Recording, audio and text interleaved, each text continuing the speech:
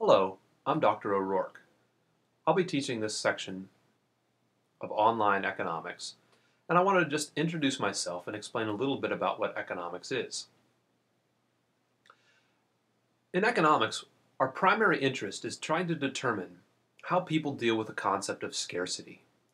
Scarcity is all around us, it pervades our actions, and it necessitates choice. If we didn't have to deal with scarcity, the fact that there's just not enough to go around, we wouldn't really have to make choices. Choices always involve a cost because you have to give up something when you make a choice. Right now, you're giving up maybe watching a TV show or playing with your kids, or perhaps going to a movie or doing anything else. And that involves necessarily a choice. It's sometimes referred to as an opportunity cost. The next best option that you would be doing if you weren't doing what you're doing right now. And as we look at economics, as we look at the choices that people make, we try to understand how those choices lead to certain kinds of outcomes.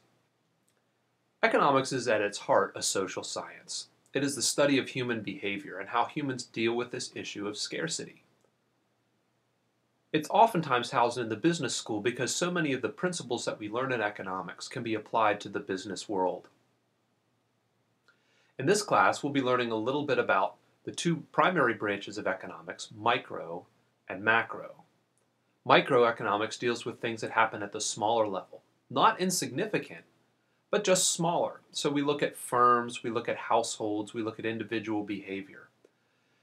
Macroeconomics essentially takes all these micro events and aggregates them together.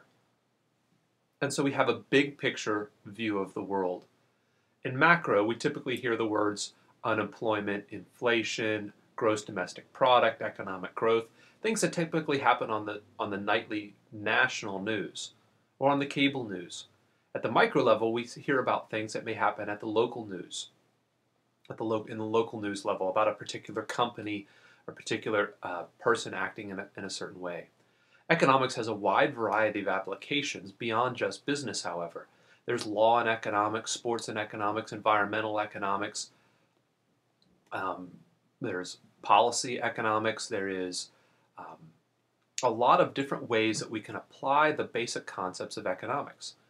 You can see people have won the Nobel Prize in studying how humans react to certain stimuli in the sense of a psychological approach, how family behavior works from an economic background or from an economic standpoint. So there's lots of different ways that we can look at economics and apply these basic tools.